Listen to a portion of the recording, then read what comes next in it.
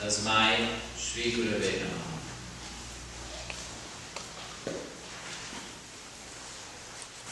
Namo Om Vishnu Padaya Krishna Prasthaya Bhutale Srimati Bhaktivedanta Swaminiti Namine.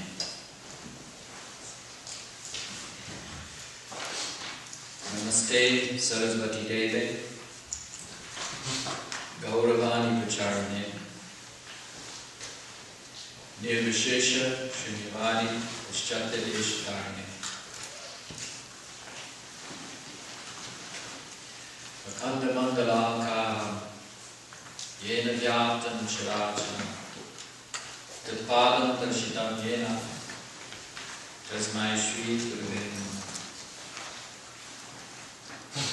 Hare Krishna, Krishna Krishna, Hare Hare, Hare Rama, Rama Rama, Hare Hare.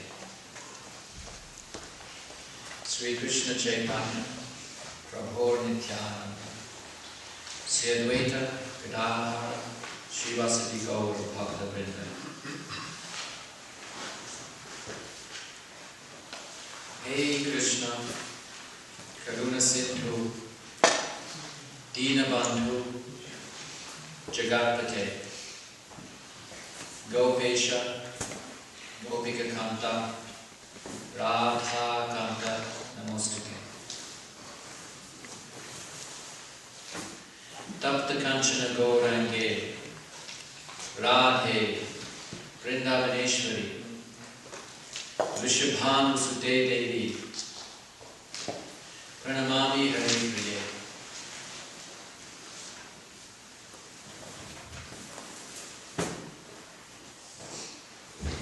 Together. Apavitra Pavitro Va Sarva Avastha Gato Viva Yasmaret Pundari Kakshan Sa Bhaya Bhyantara Shuchihi. Whether we are pure or impure, Klishta or Aklishta, Sattvic or Rajasic or Tamasic, whatever categories you want to use, whether we're in Vidya or Avidya. The first line says, Apavitra Pavitra, whether you're pure or impure. Sarvavasta Gatopiva, in whatever condition we find ourselves in right now, each and every one of us, we're embodied because of our guna and karma, we're in some particular, we're under some particular in a particular embodiment, due to the gunas, we have a particular mind right now, which we call our personality for this particular lifetime. It's nothing other than a small pocket of samskaras that's activated for this life. That's our personality. Personality is nothing other than some tiny slither from this huge warehouse of the chitta, with all its unlimited samskaras from unlimited births. Our present situation, our present state of mind, our personality is nothing other than some tiny little slither of that has been activated for this life to bear its seed, its fruits. So whatever that is, apavitra pavitro va, if we're saints or sinners, if we're sattvic or rajasic or tamasic, if we're yogis or if we're gopis, if we're in vidya or avidya, sarvavasta. It's just the gunas. It's just a moment in prakritic, in the permutations of prakriti. Our mind is nothing other than a moment, an insignificant moment in the unlimited potential of prakriti. Our little personality is just a momentary expression of that. So whatever that might be, line 3. Yasmaret Pundari Kaksha, if we remember God, the beautiful form of God, that these texts, the Bhagavata Purana, are trying to just give us a little tiny window into Sadguru Brahman, to these beautiful forms that exist in the divine realm. If we just somehow try to remember those forms as best we can, with our chittas, with our prakritic, clumsy prakritic chittas, with their prakritic samskaras, if we somehow try to conjure up with those patched together an image of Krishna, the Lord with the lotus eyes, that represents somehow our version of these stories that we read. If we can fix our mind on that, or on the deity, our beloved deity, if we have a deity that is close to our heart. In India, people have very, very strong relationships with a particular deity. It may be their local village deity, it may be the deity of the town, it may be one of the big fancy, huge South Indian temples that maybe they get to visit once a year. Whatever it is, they may have a very, very strong relationship with a particular deity. And that also, conjuring up a visual of that deity, that's what it means to remember God. That's one of the ways to remember God. Keep the deity, one's deity in mind. Or, so this is line 3, Yasmaret. You can only remember. What does it mean to remember God? You can only remember, memory is nothing other than samskara. So how can we remember God? We can only remember, we can only draw up samskaras. So really those samskaras are the memory, the imprint of either these stories in the Hindu tradition, stories that we've been reading, or of a deity. These are two of the most common ways. Or it could be the mantra, remembering the mantra, divine presence in the form, the mantra. So any of these various ways, line 3, if we somehow remember that, pull that up into our mind. Yasmanet pundarikaksha, line 4. Sa bhaya bhyankara shuchi. Such a person then becomes pure by dint of that connection. If there is sincerity in that connection, if that memory is with love and devotion and humility, then divine presence manifests in the mind. And when that happens, one is pure inside and outside. It doesn't matter who one is. This is the beautiful thing about bhakti. The most powerful stories of bhakti are not from big scholars, or Brahmins, or the learned, or yogi virtuosi who have incredible mind control. The stories of bhakti are about low caste, uneducated, people that are normally marginalized. Some of the most powerful stories come from them, from their ecstatic love of God. That they're socially marginalized, intellectually deprived of intellectual resources because of their caste, not allowed to study the sacred text. Surdas, so many beautiful stories from the Bhakti tradition. Namadev, the tailor, he would just be in ecstasy the whole time, crying and weeping, hardly able to do his work because he's constantly thinking of the name of Ram. So if one remembers that God in his ways, then one becomes pure inside and outside. That's the mantra. Let's get back to now a little more sober text, the Yoga Sutras of Patanjali. And we read the four verses yesterday. So now we're going to, instead of consciousness, bhakti is really, we have a clear sense of the distinction between the Yoga Sutras and what's going on in the Bhagavata Purana. Should we just recap that briefly?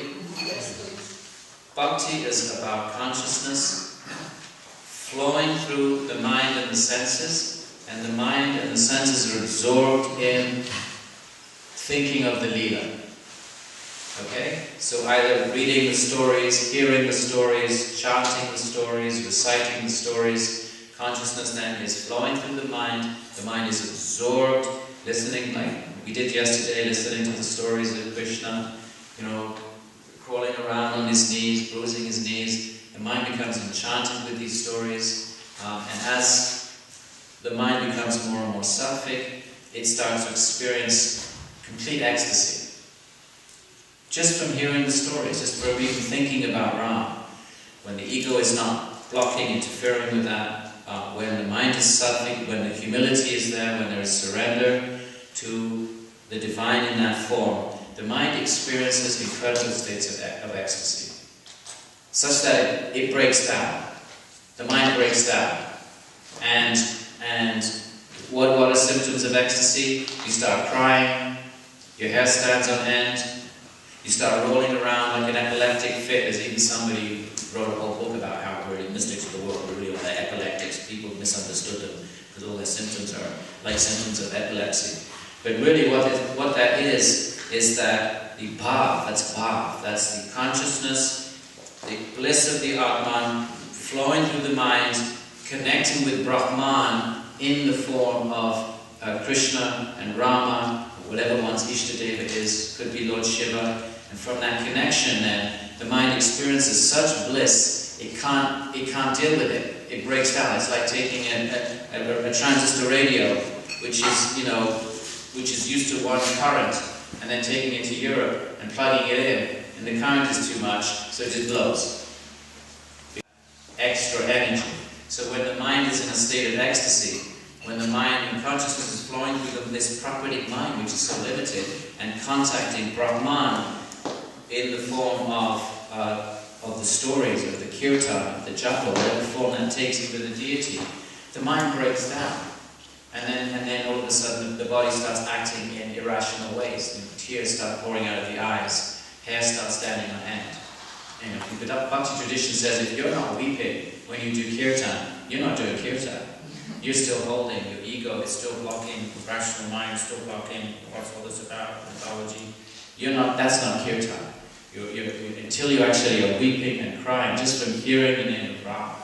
So when you read these stories of the great bhaktas of these traditions, they're ecstatic. They're ecstatic. That's what ecstasy is. Ecstasy is a state of bliss that the body cannot really deal with, and therefore manifests these unnatural symptoms: tears and sweat, pouring sweat. Sometimes limbs become dislocated in ecstatic fits. You read the stories, the descriptions of Chaitanya Mahaprabhu in the 16th century, Krishna Bhakta, they're quite remarkable.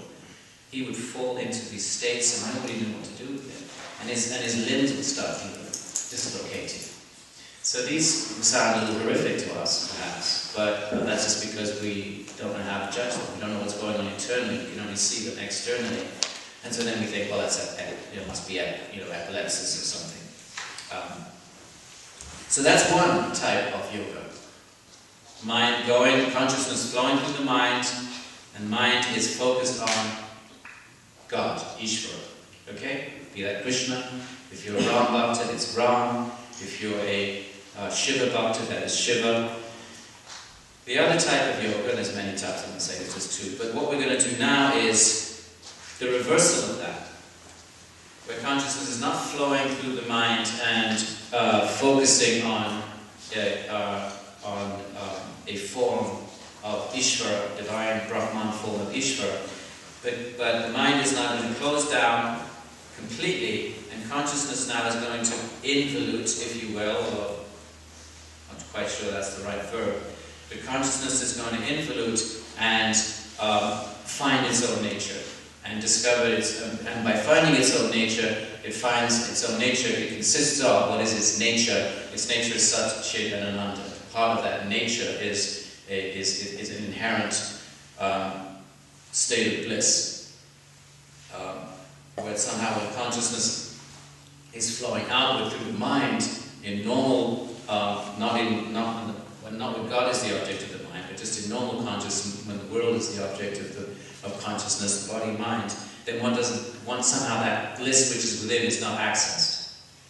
So consciousness then becomes aware of the body and the mind, and it becomes aware of the sensations, of the physical sensations of the body, and the mental states of the mind, and yet somehow those are not blissful. That's not the bliss that one seeks. Those sensations of the body are temporal, they're momentary, and they don't really satisfy. Likewise, the vrittis of the mind, the emotions of the mind, the states of the mind, we seek happiness, seeking happiness through that, somehow we never ever get it, because they're temporal, they're constantly temporal, and even when we get that little Kodak moment, we think, this is it, this is as good as it gets, it's actually not really fulfilling. We always end up unfulfilled. So then yoga says, either you take the path of bhakti we just described. I mean, there's various other paths, I'm not saying it's just two, but what we're going to do now, in this workshop that we've discussed too, is the opposite of bhakti in some ways, closing down the body mechanism, chapter 2, Pratyahara, involuting consciousness like the tortoise, sucking in its 5 little legs. Krishna says in the Gita, think of the tortoise, having 4 legs and a head, it's got 5, he's got 5 sort of limbs. Sucking them in, right, those limbs, the head, allow it to function out there, walk around. So sucking them in and existing within an internal space. So that's a nice metaphor for pratyahara, the fifth limb of yoga, when consciousness is involuted, instead of flowing out, brought back in, and everything else has got to get out of the way, all objects, all distractions, get the body, close it down so it's not a distraction. First of all, close the world off, close the gates of the body, close them in, involute consciousness. Now, okay, now fine, now we're inside, but now we're stuck in our head, in our minds, chitters, vritti. So now that's got to be closed down as well. So that's really what meditation is. That's what classical meditation is. We close down the inner world, the noetic world, the world of the cognitive world, the conative world, if you want to use all these fancy terms. We close down the vrittis, the internal churnings, close them, still them, slowly, through practice, focusing the mind, whenever it wanders, bring it back, stillness, do the fifth limb of yoga, dharana, sixth limb of yoga, dharana, practice, dhyana, the mind becomes more and more still, seventh limb, finally samadhi, the mind is so still, it's as if it doesn't exist. If something is so still, how do you know something exists? It doesn't move. So when something is so still, it's almost as if it doesn't exist anymore. And now consciousness has no objects outside of itself. What's distracting it? Many of you do little distraction, right? So that we still haven't attained samadhi. So the mind has to be brought in a complete and utter, the complete state of stillness. And then there's nothing to detain consciousness outside of itself. So what's it going to do? What's consciousness going to do? It has to be conscious. If that being not conscious is not an option, because consciousness is eternal. So you can't turn it off like an electricity. So not being conscious is not an option. So therefore there's only two options. Consciousness can either be conscious of something external to itself, but if you remove all of that, and that's what classical yoga is, you remove all objects external to consciousness, consciousness now has no choice but to be self-conscious. And that's the goal of this type of Patanjali yoga. And by becoming self-conscious then, one ceases to be aware of the world. Now, does that mean the world was false? That's a debate between Adwaita, Vedanta and Sankhya. Let's not even go there. I don't want to get too what does it matter? What both Sankhya and Adwaita Vedanta agree upon is that when you go back, when consciousness discovers itself, it becomes infinite. What's there to restrict it? What's there to restrict consciousness? When you take away the ego? Yes? You remove the ego, it's the ego that keeps us bounded. We know consciousness can expand and contract. Just think about if you're an ant, if we accept the principle of reincarnation for argument's sake, if you're an ant, you're conscious of the ant's body, yes? Yes? The little ant is conscious of his little body, small range of perception, whatever its range is. Ant dies and becomes an elephant. So now what's happened to consciousness? It's clearly expanded because it's now aware of a larger body. So what is it that causes, it's the same Atman, it's the same Chitta. So what's gone on? The only thing that's gone on is the asmita, the ego of the ant, has now accommodated itself to the ego of the elephant, but consciousness has been able to expand. So then, take away the ego, what's to stop it expanding and expanding and expanding and expanding? Or maybe it was already expansive. Leave bracket that question. But the point is, it's the ego that has delimited it. So when ego is removed, consciousness is now omnipresent. There's nothing to... Just like light, 100-watt light bulb. If you had no restrictions, no atmospheric restrictions, the light of a modest 100-watt light bulb could pervade the whole universe. No atmospheric restrictions, no impediment. What's to stop light? Just so consciousness is like that. So whether the world is real, it really is there, but you're not aware of it, or whether it was false all along, that's a question for the scholastics. We leave that for the scholastics. We leave that debate's been going on for 2,000 years. It ain't going anywhere fast anytime soon. Alright? So let's get back to this now. So now this is the yoga we're looking at now. This kind of yoga. Very different from the bhakti that we looked at, from the path of bhakti that we had a little glimpse of yesterday. Shasana, we did this first, and now now we're going to teach this type of yoga. What type of yoga are we going to teach?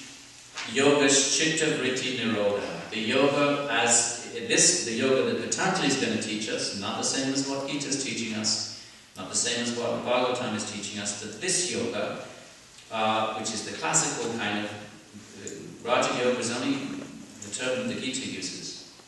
This yoga is actually called Dhyana Yoga in the old texts.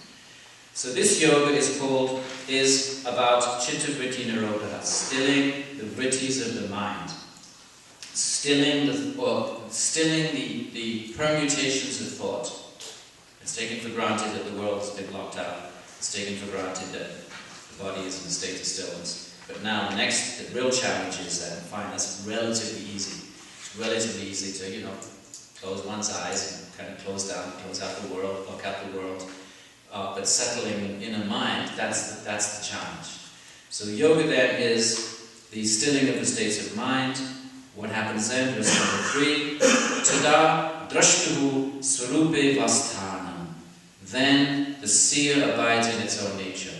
Pure consciousness now can abide in its own nature rather than what? Rather than doing what? What if it's not abiding in its own nature? What is it doing? Verse number 4. If it's not abiding in its own nature, what is it doing? 4. Vritti sarupya. It's absorbed in the vrittis. It's absorbed in the mind. It doesn't need to be absorbed in the mind. So therefore, yoga is about stilling the mind. Then verse number 5 says, okay, vrittis, there are 5 types of vrittis. Vrittayaha, panchatayaha, klishta, klishta. There are 5 kinds of vrittis, and these vrittis are either klishta or aklishta. Klishta vrittis are vrittis coming from the kleshas. Do we know what the kleshas are? Obstacles. So there are vrittis coming from a place of ignorance. What does that mean? According to Patanjali, what is ignorance? Not knowing the self. So there are vrittis that come from a place that I am body mind. Those vrittis are the ones that are klishta. They're detrimental to the body mind. When we think, I am this body mind, and we go out into the world, and we think, what shall I do today? How will I find fulfillment today? How will but we think we're body mind, and so we act in the world, thinking we're body mind, trying to satisfy the body mind. Those vrittis are klishta. They're coming from a place of ignorance. Because we're not body mind. Those vrittis cause seeds of karma to be planted. But when we think, well, I have to do yoga, I'm an Atman, I need to discover my real self, I need to study, I need to practice. Those vrittis are aklishta. They're not coming from a place of ignorance. They're coming from a place of knowledge. I am the soul. So when we think, I'm Atman, I need to discover my true self, I need to do my practice, I need to still my mind. Those are vrittis. Those thoughts are vrittis. Yes? Those are aklishta vrittis. Are we okay? So that's verse number 5. There are 5 types of vrittis, and these vrittis are either beneficial to the goal of yoga, or they're not beneficial to the goal of yoga. So some thoughts are beneficial. Eventually they all have to be still.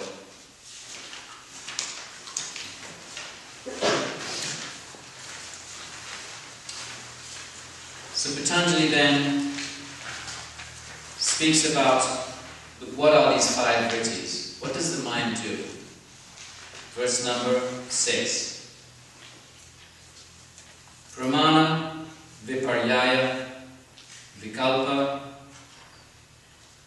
nidra, smriti. Smritaya in the plural. There are 5 things, 5 states of mind. According to yoga, the mind can find itself in these 5 states. When the consciousness is absorbed in the mind in which it is absorbed can find itself in one of these 5 states. Okay, so at any given moment, according to this text, we're either in a state of right knowledge, Our mind is in the state of right knowledge. So we're sitting in this room. Yes? Yes. And if we're seeing the room correctly, this room is reflected in our minds. And if we're seeing, okay, there's a roof, and there's pillars, and there's people, right? And our mind is presenting this, and we're hearing the sounds correctly. So there are the vrittis in our mind, if they accurately correspond to external reality, that's a state of right knowledge. Okay, we're not talking about ultimate knowledge, we're just talking about right knowledge, the first of the pramanas. Okay? These sutras are hard work. I know they're hard work. This is a workout. Listen, think of these sutras, think of them like asanas. When you first do asanas, it's hell. When you walk in off the street, remember your first asana class? Your body is used to and then all of a sudden you go in and your body all of a sudden has to do some pose that it's not used to doing. It hurts like hell. And it takes a long time to start to feel comfortable with asanas, and then you get to the point where you become addicted to them. If you don't do asana, your body is protesting. These are asanas for the intellect. They're challenging us to think about what is reality, what is the mind, what is consciousness. It's hard work. It's easy to tell us out. Just like in asana. It's really easy to tell us out, flop. It's much harder to keep the body alert, vibrant, and keep your limbs stretched and really do vigorous asanas. It takes practice.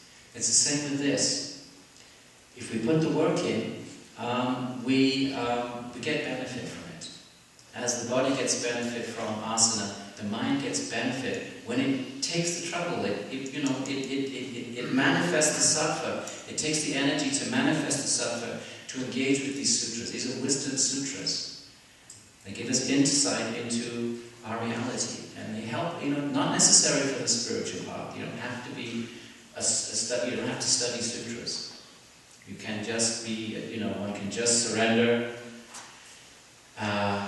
one's ego. And one doesn't have to do any scholarship. But it is a prop. It is a tool.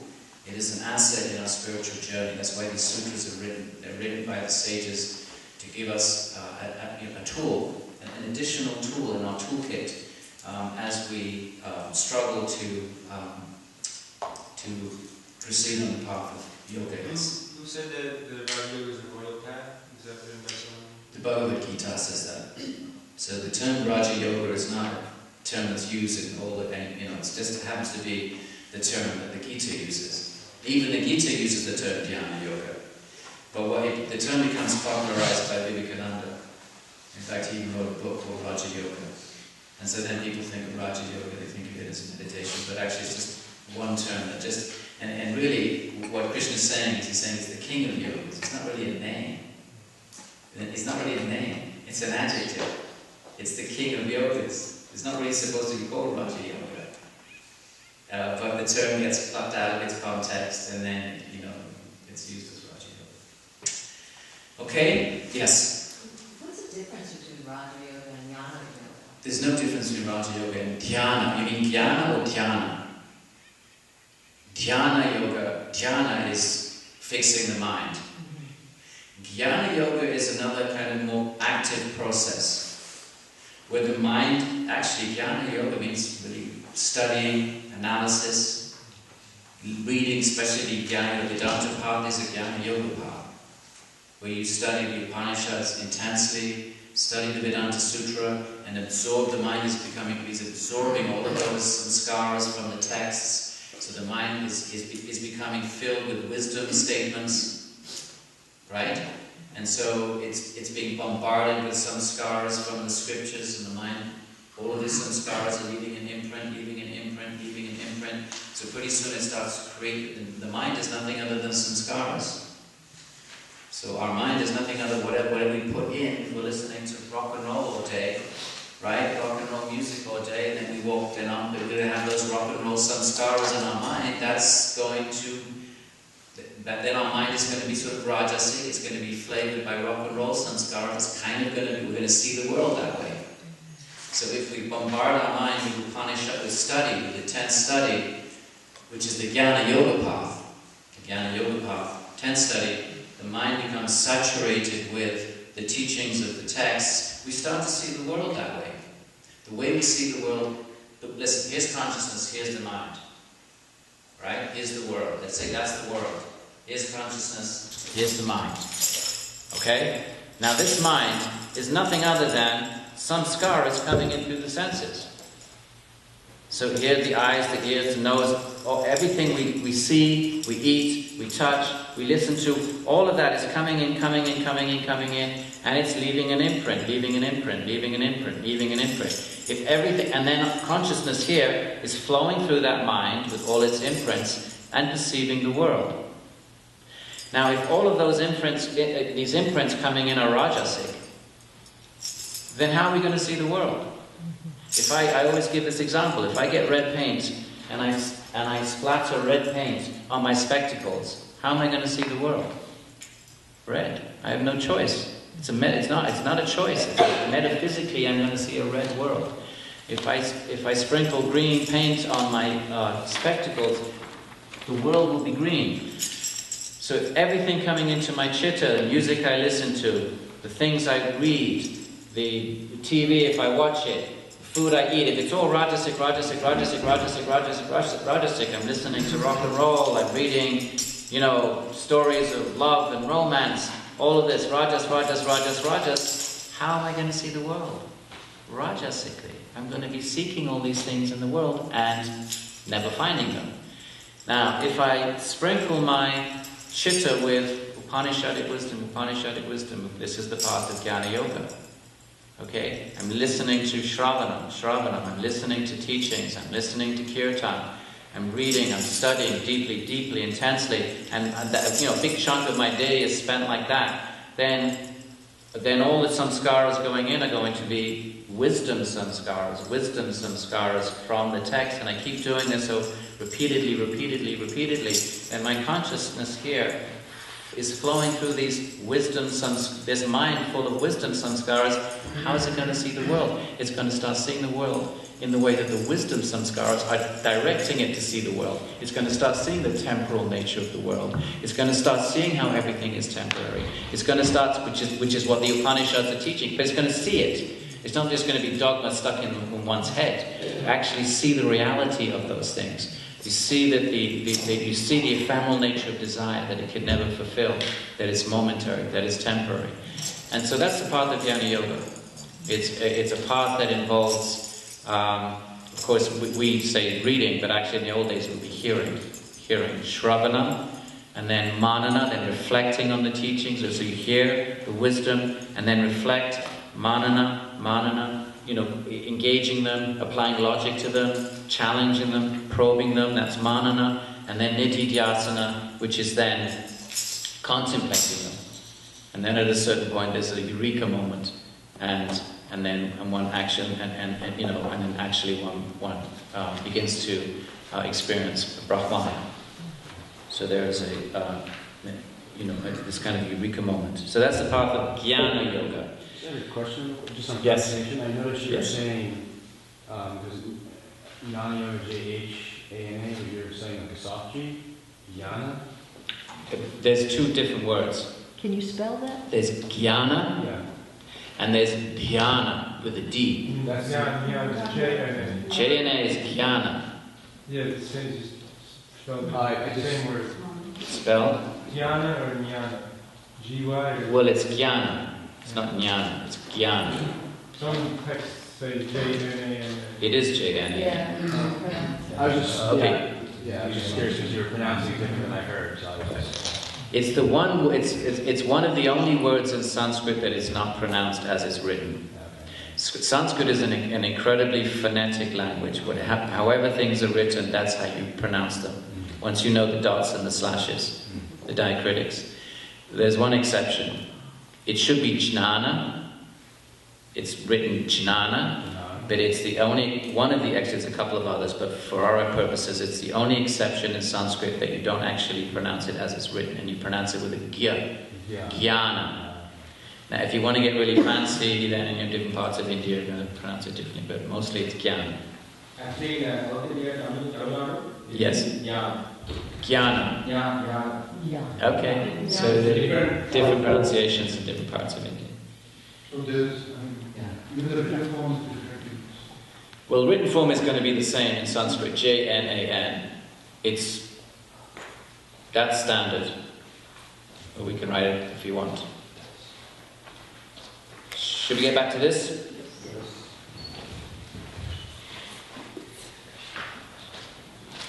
So, there are 5 vrittis. Okay, right knowledge, sometimes the mind is in a state of right knowledge.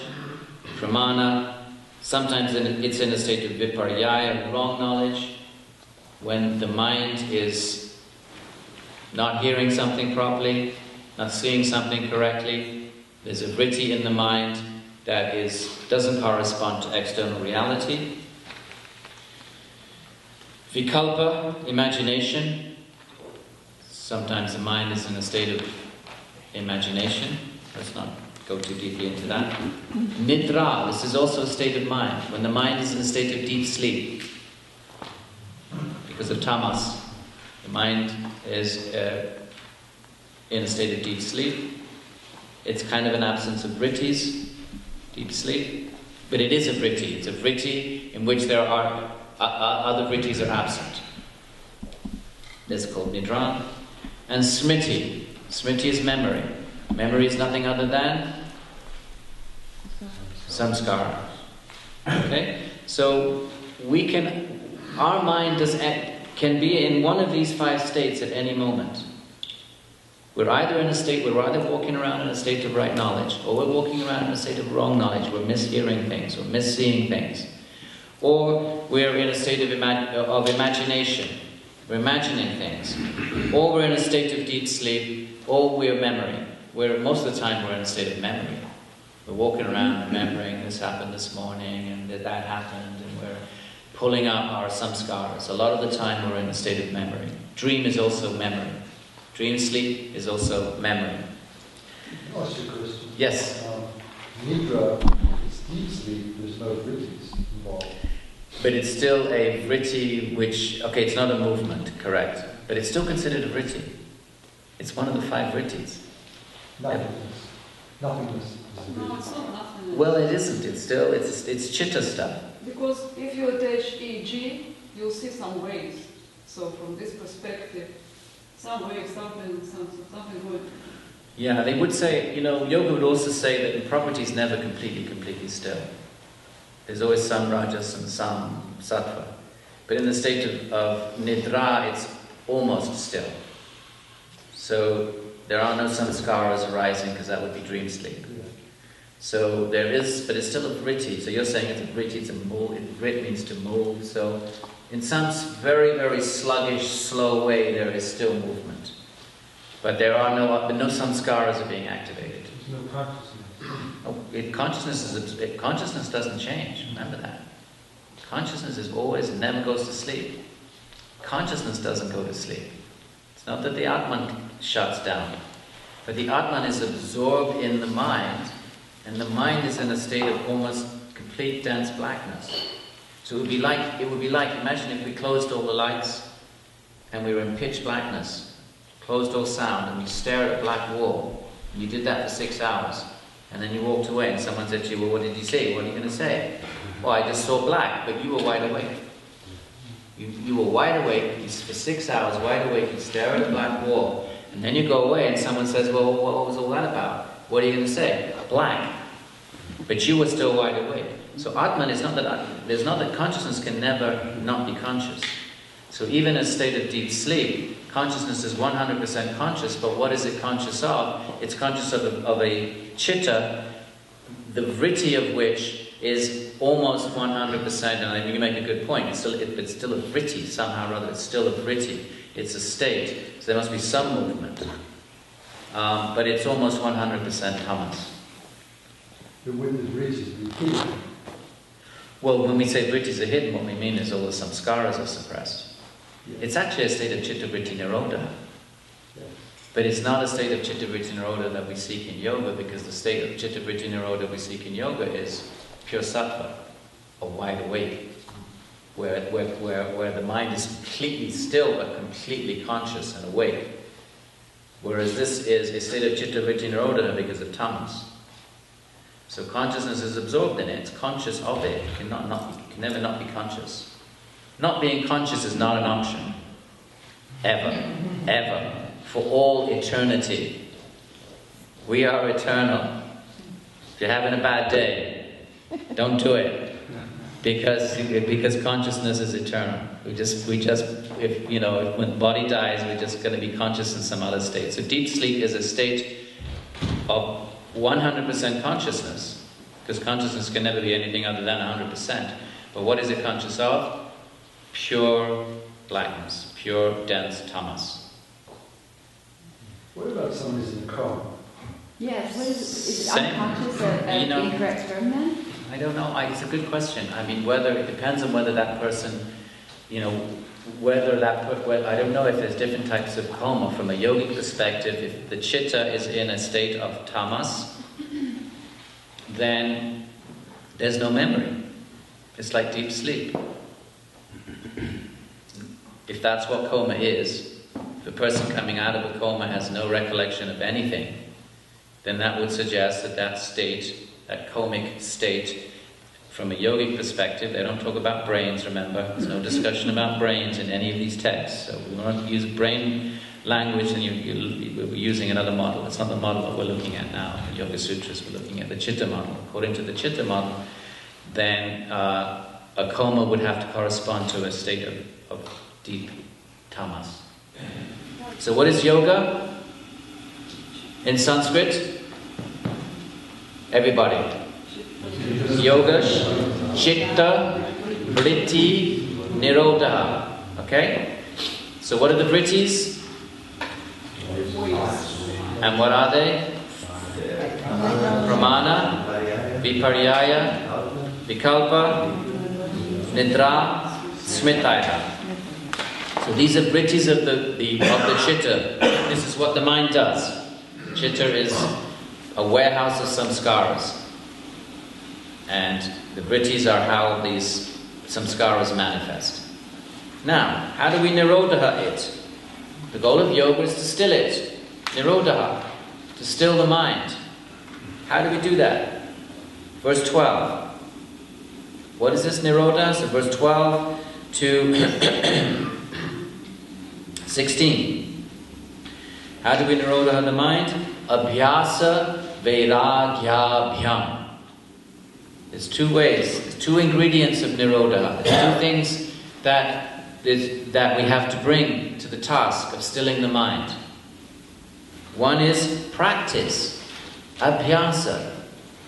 And the other is vairagya, detachment, viraga, to be without raga. Raga comes from rajas, to be free of desire, to start to cultivate a state of freedom of desire. And that can only come from wisdom. It's not artificial. We can't just tell ourselves, it can only come from wisdom. And what's that wisdom? That I'm not the body-mind. How do we, I'm not the body and mind. Where is desire? Where is desire located? It's not in the Atman. Desire is in the body-mind. It's just memories of things that the body-mind did that felt good. That's all desire is. It's a memory. I did this in the past, it was good. Let me do it again. So wisdom is to be aware that none of these desires is ever satisfied. They've never fulfilled me. Pursuing desires has always failed.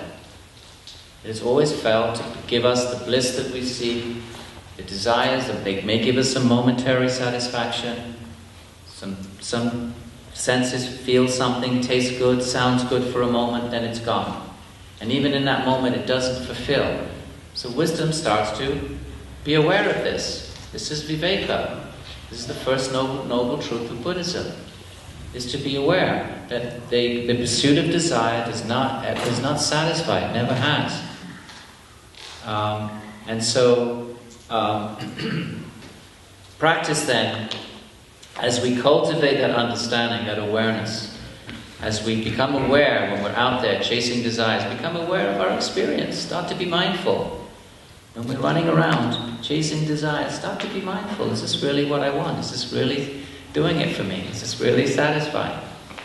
And when we start to become mindful, we start to realize that actually no, sarvam dukkha. It's just more frustration. It's more frustration. That's what sarvam dukkha means.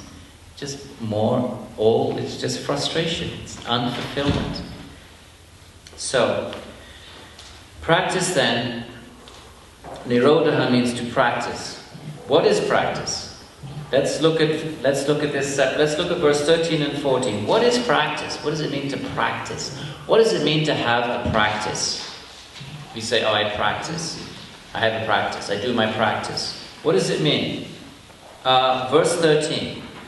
One thing it means is tatra stito yatna abhyasa. Abhyasa is the effort. It's to make an effort. An effort to do what? Tatra stito. To be situated there. Where? In a state of chitta-vritti nirodha. It takes an effort. Who has a meditation practice here? Many of us. Yes? We get up in the morning, we sit down, and we have a japa, whatever it is that we have, and we fix the mind. Does the mind just naturally just say, "Oh, great," and sink into the object of meditation? It doesn't. Maybe in bhakti it does. Because what happens in bhakti? The mantra is divine presence, and that's so delightful, it just captures the mind. So when higher states of bhakti, the mantra, we chant the name of Krishna, we chant the name of Rama, it's so blissful, we don't want to do anything else. But other than that, and as beginners, the mind, we get up in the morning, right? We take our bath, we sit down, and we start to still our mind. It takes an effort. So abhyasa means that effort. What is that effort actually? What is effort metaphysically? Training the mind. Yeah, but from the language of the Yoga Sutras, there's nothing other than a samskara, which says, right, the Nirodha samskara.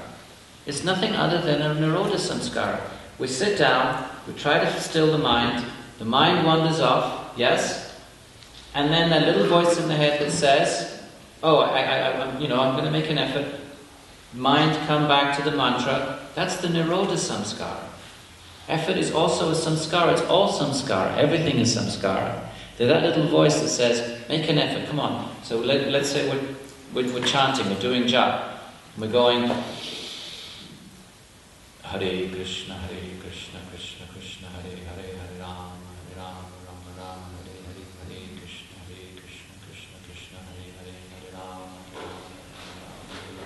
Then the mind wanders up. Hare Krishna, I wonder what's for breakfast today. I know we're going to have breakfast today. Right? So we're spacing out. The mind is going off. Sometimes we can be gone for 2, 3, 4 minutes without even realizing it. And then all of a sudden, so the samskaras are activating memory. Oh, yesterday we had this for breakfast. All these are samskaras that are activating. They're capturing the mind. They're capturing consciousness. Consciousness has now gone off. Sometimes 7 minutes. Right, and then this little voice comes up in the mind saying, "Hey, whoa, wait, you're over here. You should be back here." That's the Nirodha samskara, and effort is nothing other than this voice being strong enough to making an effort to pull the mind back, fix it back on the mantra, fix it back on the object of meditation. Okay, so that's what effort is. So, tatra stito, verse 13, tatra stito yatana, the effort to remain situated. And don't, the mind's always going to wander. Don't get discouraged by that. Krishna says in the Gita, yato nischarati manas chanchalam astiram tatastato niyamyeta atmanyeva vasham nayet. Wherever the mind goes, Krishna's not judgmental. He doesn't say berate yourself. He doesn't say judge yourself. He just says matter-of-factly, wherever the mind goes, yata nischarati, wherever it goes, manas chanchalam astidam, the mind which is chanchalam, which is so fickle. It's always, we're so used to these samskaras tossing us here and there. So wherever the mind goes, due to its astira, unstable, chanchalam, fickle nature, Krishna just says, tatas niyam yeta, just bring it back. No judgment, no, just tato niyam yeta, bring it back. Atmanyeva vashamnayat, just bring it back under the control of the Nirodha Samskara. Just bring it back. This is meditation. Don't judge yourself. What you don't want to do is say, oh, I can't do this. I just had an email from an old friend of mine yesterday. We were sadhus together for years in India. And we travelled around saffron, shaved heads. And then he left. And for the last 25 years, he's been like the rest of us, buffeted around by the waves of samsara. And I just got an email yesterday from him saying, I'm trying to get back to my practices, and I just can't do it. I sit still, and I can't sit for a minute, and my mind immediately wants to do something. When we realize that it doesn't work, we just haven't found it. We haven't found that bliss. We haven't found that satisfaction that we seek. When we realize, I'm frustrated, it takes honesty to even accept that. It takes humility to even acknowledge that. When we acknowledge that, when we realize that, and when we're sick of suffering, that's what it boils down to. When we're just fed up with being frustrated all the time, then we can transfer that frustration and channel it onto enhancing our practice. Because the practice is the way that we can get beyond this mind with its unfulfilled, with its never-ending, unfulfilled desires, this huge storehouse of potential desires, always never quite fully satisfied. Yoga is the way that we get beyond that mind to pure consciousness, which is where bliss lies. Okay? To do that, it takes effort. So that's verse number 13. It's not going to fall out of the sky. Anything takes effort. Anything. Right? If you want to be an athlete, it takes effort. If you want to be good at anything, it takes effort. Nothing falls out of the sky. So why should realizing the self fall out of the sky? It takes work. Guru grace is from another tradition. We're now reading the Yoga Sutras. So right here, the way to attain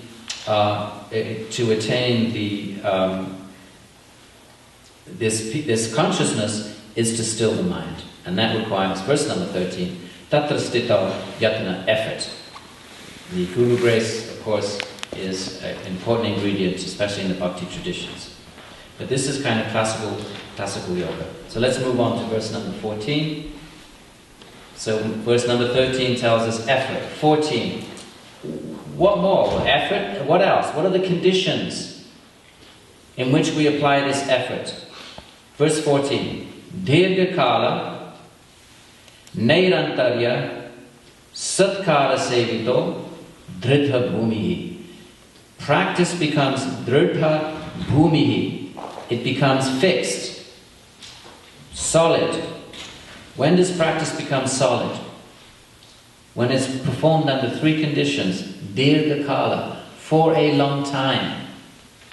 When we practice for a long time, that means for a long time means a whole lifetime. You know what for a long time means? Many lifetimes. According to the Gita, in the 6th chapter, Arjuna says, I can't do this. This is too hard. And what if I start and I don't finish? Well, then what do I get? I don't get this, I don't get that. So Krishna says to respond, he says, look, abhyasa viragi, practice. If you don't finish, next life you'll pick up again from where you left off. And he says, and through many lifetimes, then the mind slowly, through practice. So dirgha kala, verse number 14, for a long time. Today I got to do this. And sometimes very good excuse. Oh, I got to do some very lofty, noble thing. Practice isn't every single day like going to the bathroom. You don't say, I'm not going to go to the bathroom, I'm going to do my seva. Or, practice is every day like eating food. Because that very mind that's trying to convince you not to do it today, do it tomorrow, did it yesterday, do it tomorrow. That same mind is the cause of our problems. Why are we listening to that mind that's telling us not today? So So this is determination. Determination, and you know where it all comes from? Do you know where it all comes from? This effort, this determination, do you know where it comes from ultimately? When we're fed up with suffering. It's very base, I'm sorry, I'd like to say with some higher, more lofty impulse, but you know what it really is? Suffering. That's why it's the first noble truth of Buddhism. Suffering. When we realize that, then, second noble truth, there's a cause, desire, third noble truth, and there is a state beyond, fourth, and then there's the path. We're not going to take the path. We're not going to do serious yoga, this kind of yoga, the application, until we're fed up with suffering. And so the place to start is really starting to be aware. Start to be aware, because we may say, oh, I'm not suffering, my life's pretty good, I have reasonable karma. So the place to start is start to be aware. Start to be aware when we're in the world, when we think we're enjoying. Be honest, is that really enjoyment? Is that the actual final grand finale? Is that what we're really seeking? So start to be aware. And as we start to become aware that really we're in a constant state of frustration. We're constantly in a state of unfulfillment. When we get fed up with being there, that being fed up has to reach a certain peak. If we're only mildly fed up, then we do a little bit of mild yoga, a little chanting, little kirtan. Go, there's a kirtan on tonight, go to the kirtan. So we do a little bit of yoga and we be a little sattva, feel a little pious, feel a little blissful, a little zappy for a while. Which is fine, I'm not putting that down. But this type of yoga, when we really, for a long time, without interruption, that kind of depth, that kind of effort, that kind of commitment, really is a byproduct of being fed up with suffering. And being fed up with suffering is a product of suffer. The two things are like a cycle. To be aware that we're suffering, we have to be sattvic. If you're really tamasic, you may not even be aware of we're suffering. Look, if you're in a state of morphine, someone sticks morphine into you, right? They could saw your arm off and you don't feel it. Because as dense tamas, you don't feel your suffering. So in a state of dense tamas, one may not even be aware of suffering. So even to be aware of suffering, that truth in and of itself requires a little sattva. So it's kind of like, where do you start? What comes first, the chicken or the egg? It's a good question. That's why people talk about Guru's grace. Where do we get that first insight? Where do we get that viveka to just make us wake up and be aware, I am suffering? Even that is, where does that viveka come from? Where does that first samskara come from? So these are all... so anyway, as our sattva increases, our awareness of suffering increases. As our awareness of suffering increases, our practice becomes deeper. As our practice deepens, then sattva increases and it feeds back. Yes? Yes. Sattva then feeds into commitment to practice. Our practice then feeds back into increasing sattva, wisdom, awareness. As our awareness increases, the practice deepens. So where does it start? That's where grace comes in. Where is our first samskara? That says, wake up, you're suffering. What does it mean, wake up? You're suffering. We're suffering, not you, me, I'm suffering more than anybody. We're suffering. Where does that insight, the first insight come from? It's got to come from somewhere. It's got to be the first spark that triggers up onto a yogic path. Even if that path takes many lifetimes, it has to have a beginning. And that's grace. That's Guru's grace. These are our gurus, the text. We have living gurus.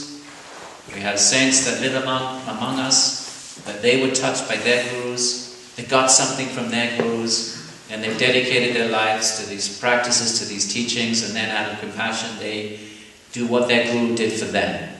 And that's open up and create opportunities for others to come in contact with the teaching, and they plant seeds. So you have a nice community here. You have Swami Sitaramananda, gave a lovely satsang this morning. Very just pure, devoted, beautiful soul. So these people touch our hearts, and that's where we get our inspiration for our spiritual practices, from our teachers. Some of our teachers write books. These are also teachers. Patanjali is our teacher. But Krishna is our teacher. And somehow or other, if we come in contact with these teachings and start our own spiritual journey, then this is the goal of life. And we're enormously blessed. And we can never finish. Once you start, forget about it. Once you start, you're finished. Your material life is finished. Your prakritic life is finished. Even if it takes 100 lifetimes. Pardon? Yes, you know what? There's a beautiful verse in the Krishna tradition. If you value the company of your family, the reputation in society, and if you value your attachments and your home and your possessions and what the world thinks of you, don't go down to the banks of the Yamuna River, because there you might find a little blue boy with a flute who will steal your heart away. And once Krishna steals your heart away, you can never go back. You can have little relapses. And sometimes, Raj just takes over and you go back out there. I'm going to find happiness. I don't care what anybody says. Yeah, yogis say. And you do it. It's fine. Don't judge yourself. You have a relapse. Go have a relapse. Just keep witness. Keep the mind. Keep the wisdom samskara, because you can never. Once it's there, it's never going anywhere. It's constantly going to be monitoring. And you go back and have as big a relapse as you want. Have a 10-life relapse. You're going to have a 10-life relapse. For 10 lives, take a detour. That wisdom samskara it's not like other samskaras that can be pushed into the subconscious for life, for forever. That is always going to be monitoring, and you're always going to be aware that you're suffering and that you're failing. That you're failing to find fulfillment through the mind and the senses, trying to find happiness through sensual stimulation or mental, emotional vrittis. So, once we become, the first act of viveka in the Yoga Sutras, the first time the word viveka is used is vivekanaha sarvam dukkha. The first expression of wisdom. Viveka means wisdom. The first expression of wisdom is very unglamorous. It's very, the first expression of wisdom is I am suffering.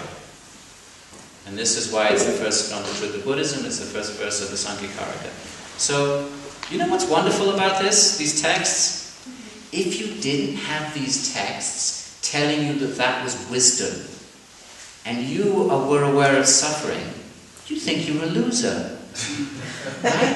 Because everybody else seems to be having a great time. And then you tell someone I'm suffering, and they say, oh, you loser, go to the doctor, whatever. So these texts are telling us, it's not only is it okay to be aware that I'm suffering, but that is a sign of wisdom. It's not a sign of being a loser, that somehow we missed the boat. Everybody else is having fun, what the hell am I doing, sitting there chanting Om, like a loser, on a Saturday night. Everybody else is partying, I'm sitting there. So these traditions then comfort us, and that's why it's important to have community. Krishna says what is night for the yogi is day for the materialist. It's night and day.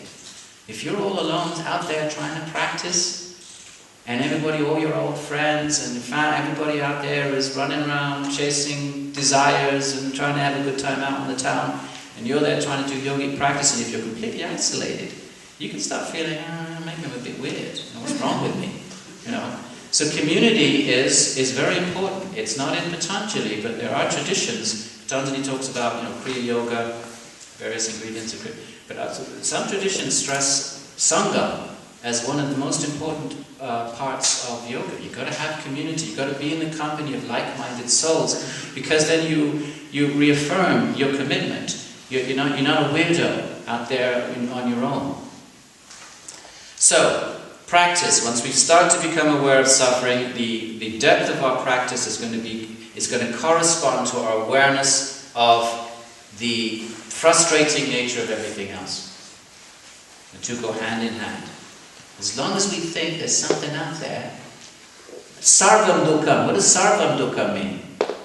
It's all frustrating. If we think alpam dukkha, some things are frustrating, but there's still a few things out there. Where are we going to direct our energy? To try and check out those things that we missed. Mostly it's suffering, but there's still a couple of things out there I know I can find fulfillment if I just move to California, if I just made little money, if I change my partner, if I do this, if I do that, if I tinker with my prakritic situation, there's still a chance. As long as we think that, our energy is going to be directed in that way. And we're going to be thinking, I still need to accomplish this, I need to accomplish that, I need to write my book, I need to read my book yet, or I haven't done this yet, or I haven't been recognized as a great teacher in this context yet, or whatever it might be.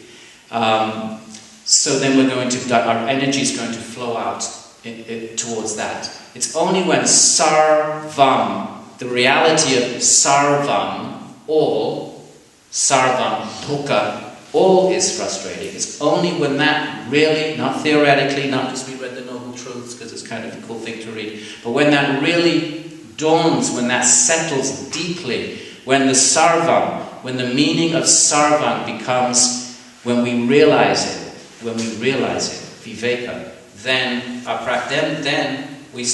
practice becomes, verse number 14, dirgha kala, for a long time, nirantarya, no interruption, and satkara sevita, we perform it with respect and gratitude, satkara.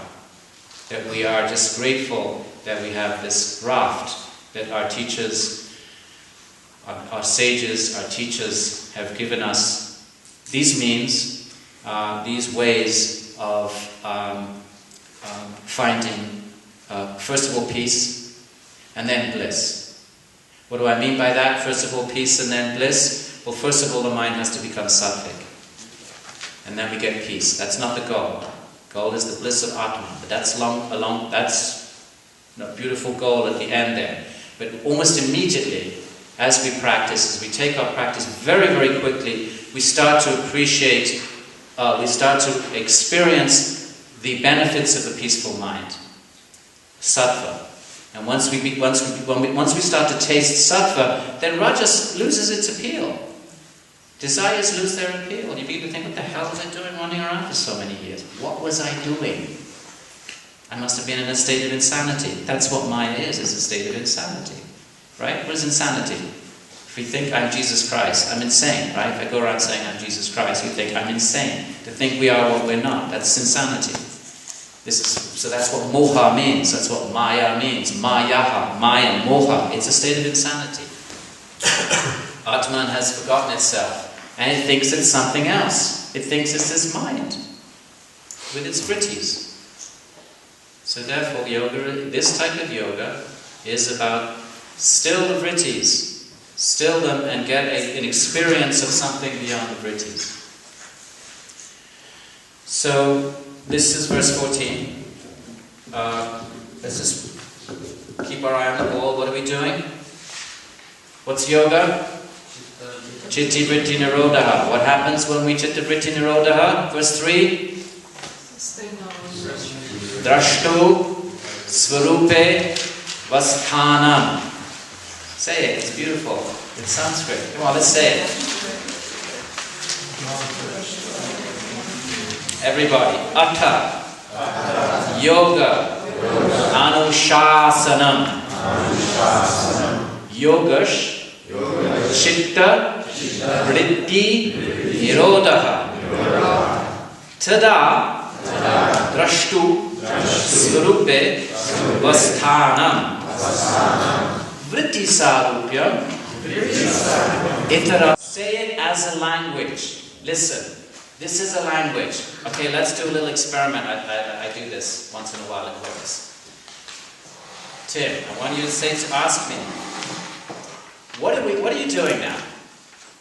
Wait, and I'm going to answer. We're going to do this as a conversation. This is living language. And then I want you to say, what's that? And I'm going to answer. And then I want you to say, what happens then if you did that? And I'm going to answer. And then if you would then say, if you're not doing that, then what are you doing? Ready? Everybody's got their lines? Tim, we're going to have a conversation now. Okay? Well, when I respond to you, it's not parrots, it's not words like a parrot, it's not like that. We're going to have a conversation. You're going to speak English, I'm going to speak Sanskrit. What are you doing now? Atta Yoganushasana. What's that? What's that? Yogas Chitta Vritti Nirodha. What happens when you do that? Tada Drashtu Swarupe Vastan. And if you're not doing that, what do you do? Vritti Sarupya Vitaratra. So this is, if you can memorize these sutras, by the way, this is something you can do with your mind when you're walking around, spacing out. A beautiful thing to do with the mind is memorize shlokas. If you read a shloka that really impacts you, especially from the Bhagavad Gita, memorize it. Memorize it word for word for word, so that when you're saying it, you're not just like a parrot, you know. Not like that. Actually figure out what all the words mean and then repeat it to yourself with meaning, with attention. That becomes part of your samskaric makeup. That's what Jnana Yoga is. Jnana Yoga is saturating the mind in wisdom teachings. Okay, so we're doing Yogas Chitta Vritti Nirodha. Okay, 5 vrittis. Nirodha. How do you Nirodha? Verse number 13, what do we say? What is it? To Nirodha, what do you need to do? You need to practice. And what kind of practice? What are the conditions of that practice? Verse 14? Uninterrupted. That means every day, daily practice. And in the beginning, it's good to make a vow. In the beginning, sometimes many traditions, the Guru will say, take this mantra and chant it for an hour. Or take this japa. Some traditions will say, this is japa, we'll take and do 16 rounds of this. In this way, the Guru is helping the student, because the mind's going to say, oh, I got no time today, oh, I'll do it tomorrow, oh, I'll just do 10 minutes today. So sometimes it's good for the teacher to say, okay, take a vow and do 10 of these a day. So now when the mind makes like marriage, it's a commitment. And if you're a dharmic person, you respect that commitment. So if the teacher says, okay, in order to help a person whose mind is going to say, oh, I'll just do 5 minutes today, or I'll double tomorrow, right? Mind always finding excuses not to do this. And sometimes the teacher will say, here, I want you to chant Om Namo Narayana, whatever the mantra is, Om Namo Bhagavate Vasudevaya, and in order to help you to create some structure, to create sort of, to make sure that you create this time, take the mala and do, 10 of these, Om Namo Narayana, Om Namo Narayana, whatever it is, and that way it's a commitment, it's an honor.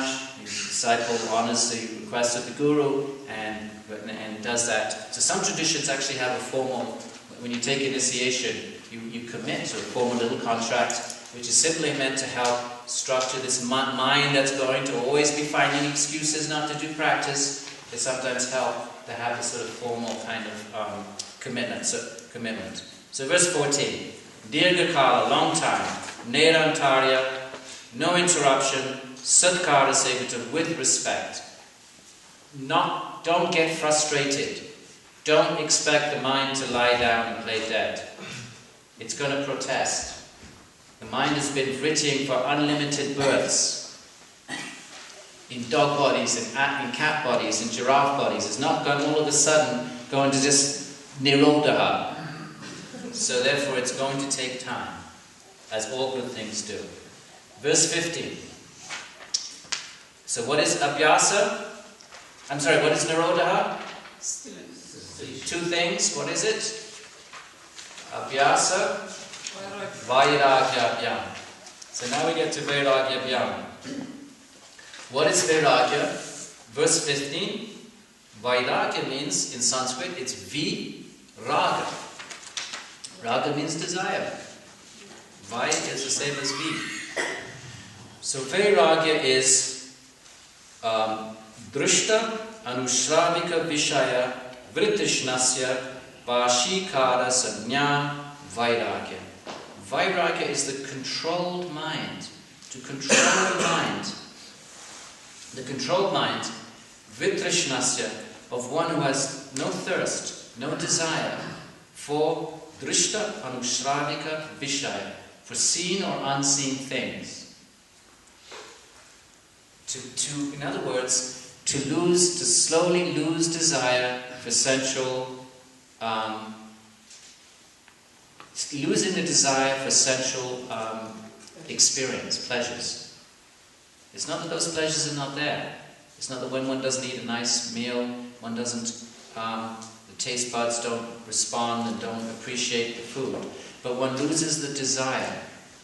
One ceases thinking, I can find fulfillment through sensual indulgence. That's vairagya. So it is a state of viraga. What does that mean? Virajas. Raga comes from the root rajas. When the mind is in a state of rajas, what is rajas? Rajas is desire, desire, desire, desire. I want this, I want that, I want this, I've tried that, I've been here, I've been there. This flavor, that flavor. Right? Constant consumption, consumption. Visit, never ending. It's never ending. Why don't we realize that? Isn't it so obvious? It's so obvious. Look around. Look at our own lives. Where did it ever end? And I think of all the things we've done, all of the dreams we've chased, all of the desires we've pursued. Which one of them has ever satisfied us? Which one of them? Why isn't that obvious? We don't have to look at anybody else. Why isn't it obvious in our own lives? That whenever we chase a desire based on that this is going to make my body feel good, this is going to make my emotional body feel good, or this is going to make my intellectual body feel good. Intellectuality is the same. Intellectuality, I'm going to read Hegel, I'm going to read Schopenhauer, I'm going to read this philosopher, that philosopher, this philosopher. Does it ever end? There's no truth there. Hegel comes out with some grand narrative, grand explanation of human, of history, and then some other philosopher comes along and criticizes him, and comes up with some other grand narrative, and on and on and on and on and on. Where does that change? Intellectuality doesn't. It's the same. It's just a subtler level of never-ending permutation. And what we seek is eternal bliss. This is eternal. Why do we seek that? Because that's what we are. Our inherent nature is eternal, conscious, and blissful. That's what we are. So when we're absorbed in that which we're not, and that which we're not is always changing, always changing. Our very nature is demanding eternal bliss. Our nature demands that because that's what it is. We have no choice. It's our constitution. It's our inherent nature.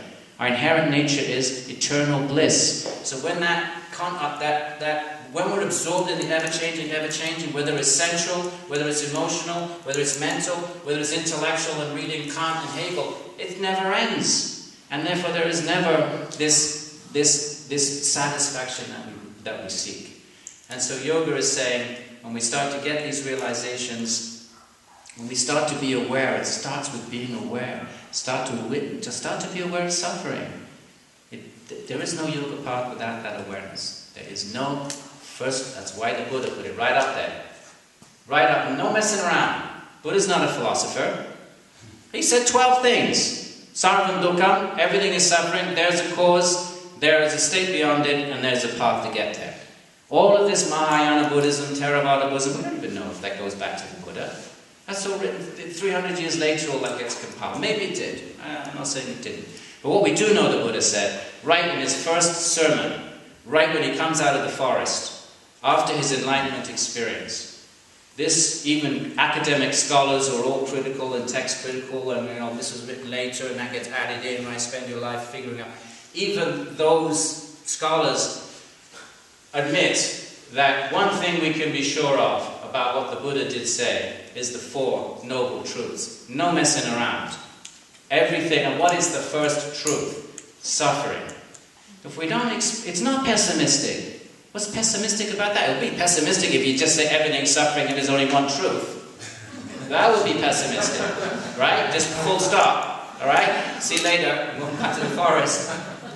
But no, there is suffering. There is a cause. And what is that cause? Desire.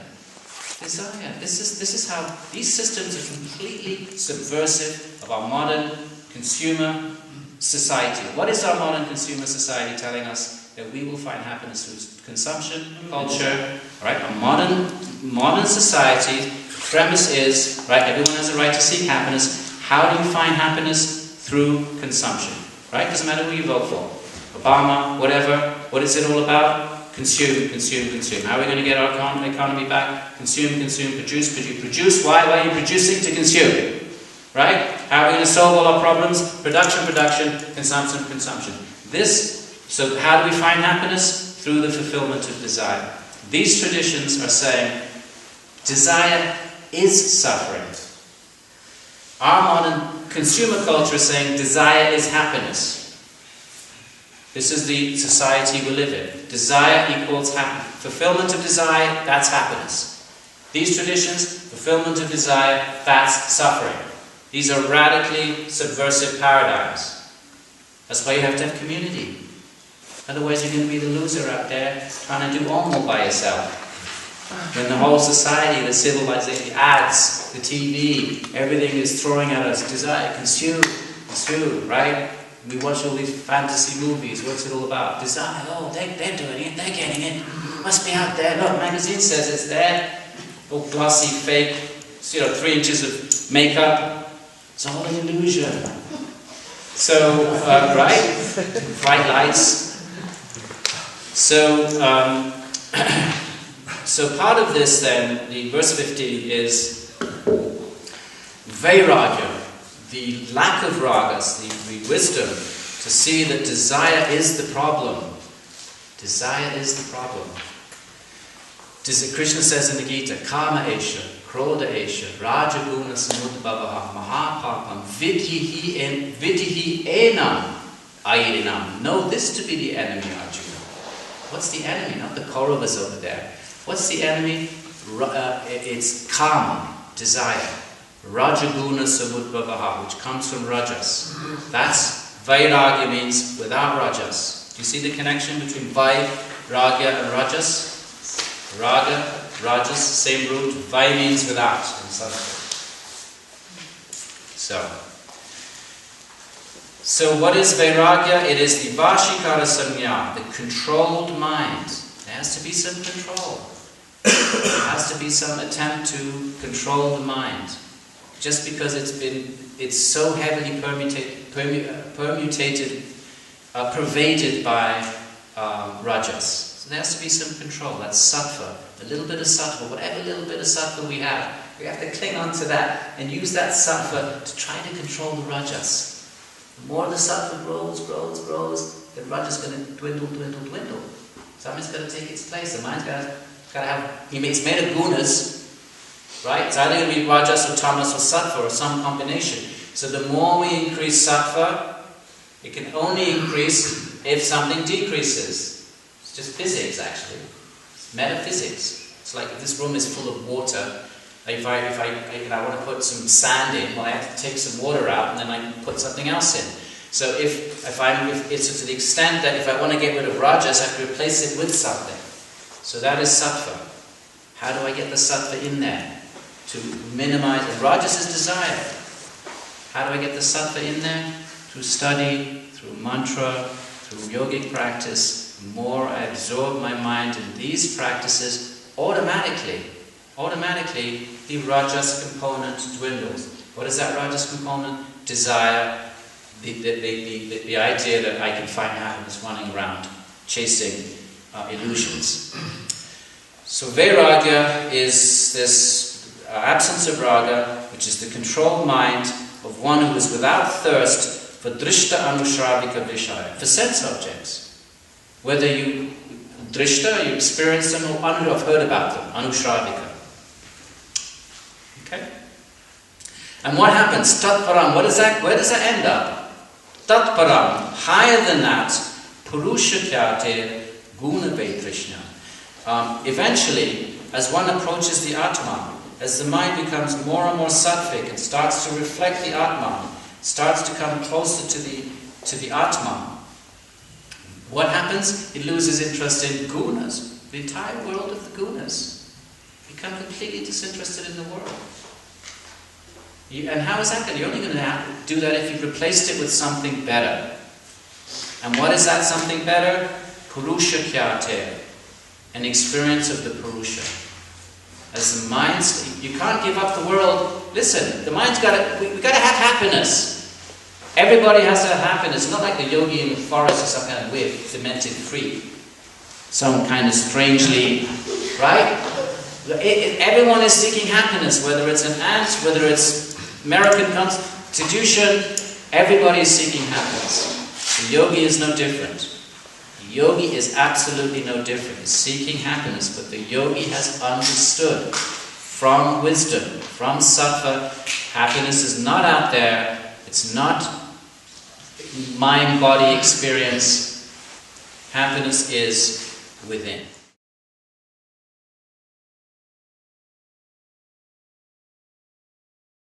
As best we can, with our chittas, with our prakriti, clumsy prakriti chittas, with their prakriti samskaras. If we somehow try to conjure up with those patched together an image of Krishna, the Lord with the lotus eyes, that represents somehow our version of these stories that we read.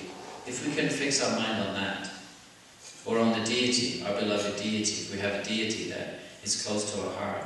In India, people have very, very strong relationships with a particular deity. It may be their local village deity, it may be the deity of the town, it may be one of the big, fancy, huge South Indian temples that maybe they get to visit once a year. Whatever it is, they may have a very, very strong relationship with a particular deity. And that also, conjuring up a visual of that deity, that's what it means to remember God. That's one of the ways to remember God. Keep the deity, one's deity in mind. Or, so this is line 3, Yasmaret. You can only remember. What does it mean to remember God? You can only remember, memory is nothing other than samskara.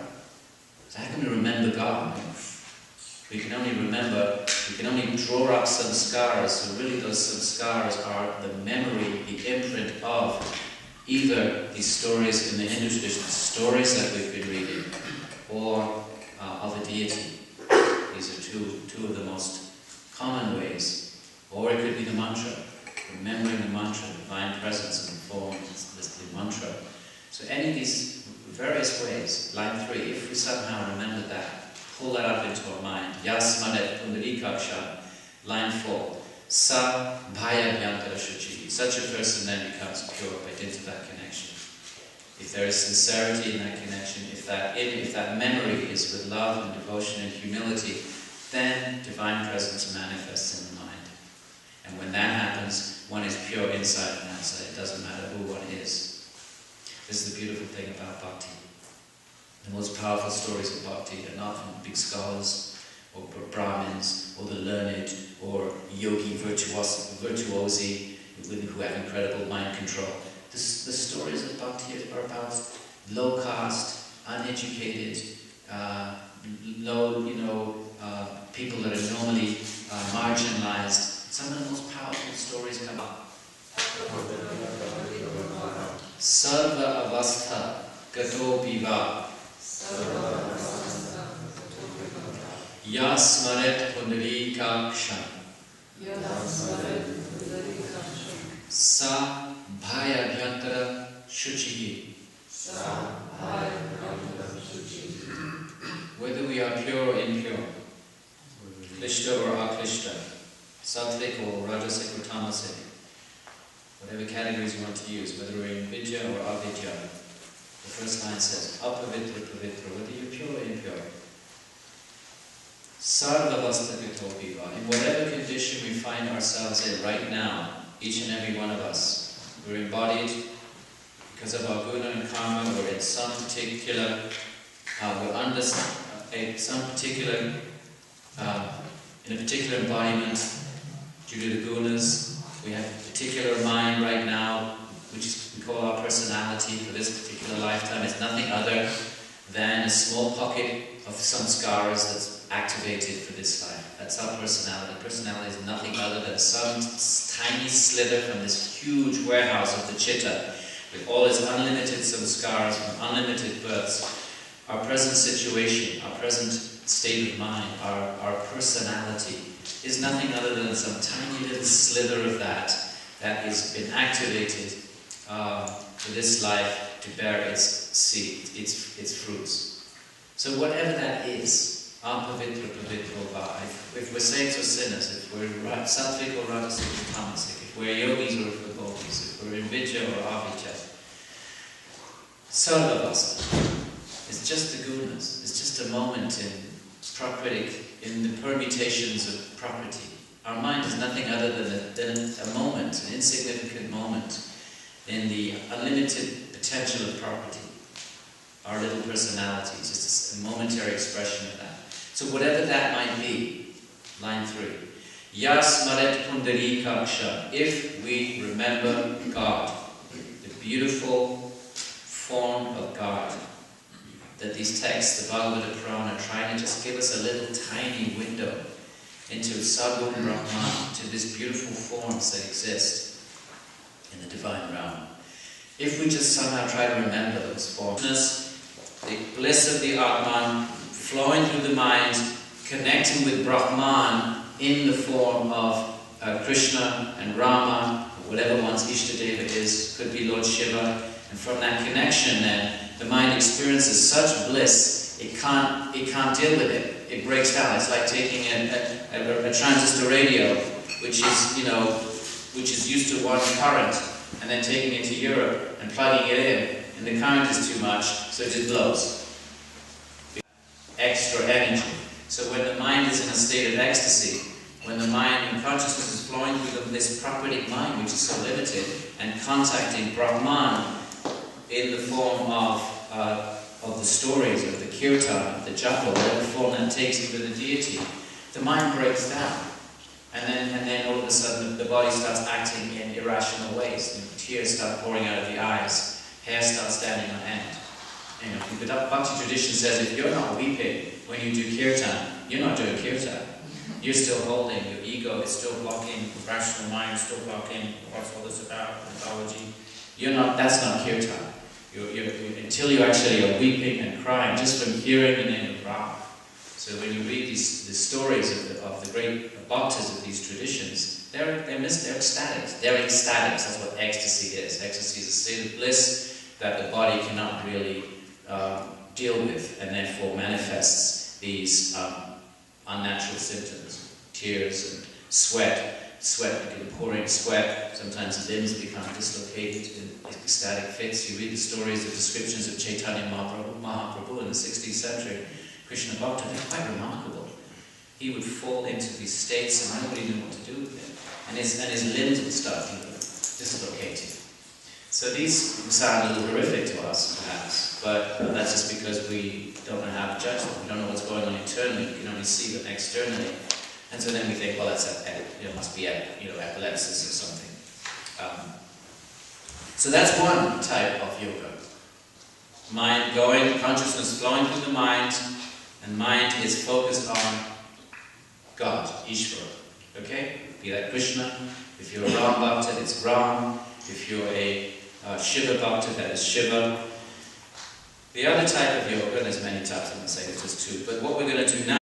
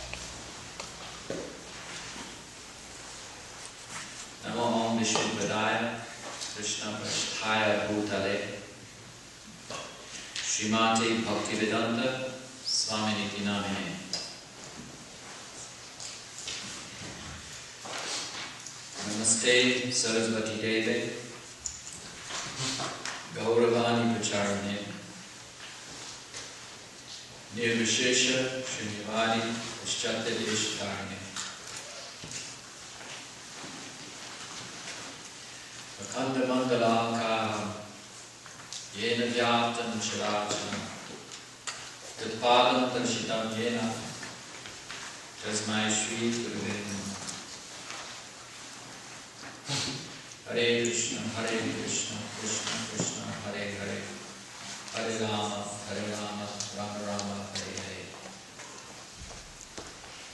Sri Krishna Chaitanya, Prabhu Nityananda, Sri Adwaita, Gadadhara, Srivasati Gaur Bhakta Vrinda. Hey Krishna, Karuna Sindhu, Dina Bandhu, Jagatpate, Gopesha, Gopika Kanta, Radha Kanta, Namostake. Tapta Kanchana Gaurange, Radhe, Vrindavaneshwari, Vishabhanu Sute Devi, Pranamami Hare Priye.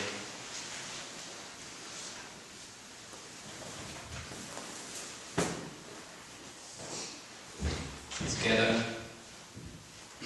Apavitra Pavitro Va. From their ecstatic love of God, that they're socially marginalized, intellectually deprived of intellectual resources because of their caste, not allowed to study the sacred texts. Sur does so many beautiful stories from the Bhakti tradition. Namadev, Vitela, he would just be in ecstasy the whole time, crying and weeping, hardly able to do his work because he's constantly thinking of the name of Ram. So if one remembers that each God in his ways, then one becomes pure inside and outside. That's the mantra. Let's get back to now a little more sober text, the Yoga Sutras of Patanjali. And we read the four verses yesterday. So now we're going to, instead of consciousness, Bhakti is really, do we have a clear sense of the distinction between the Yoga Sutras and what's going on in the Bhagavata Purana? Should we just recap that briefly? Yes, please. Bhakti is about consciousness flowing through the mind and the senses, and the mind and the senses are absorbed in thinking of the Leela. Okay? So either reading the stories, hearing the stories, chanting the stories, reciting the stories, consciousness then is flowing through the mind is absorbed, listening like we did yesterday, listening to the stories of Krishna, crawling around on his knees, bruising his knees. The mind becomes enchanted with these stories, and as the mind becomes more and more sattvic, it starts to experience complete ecstasy. Just from hearing the stories, just from even thinking about Ram. When the ego is not blocking, interfering with that, when the mind is sattvic, when the humility is there, when there is surrender to the divine in that form, the mind experiences incredible states of ecstasy, such that it breaks down. The mind breaks down.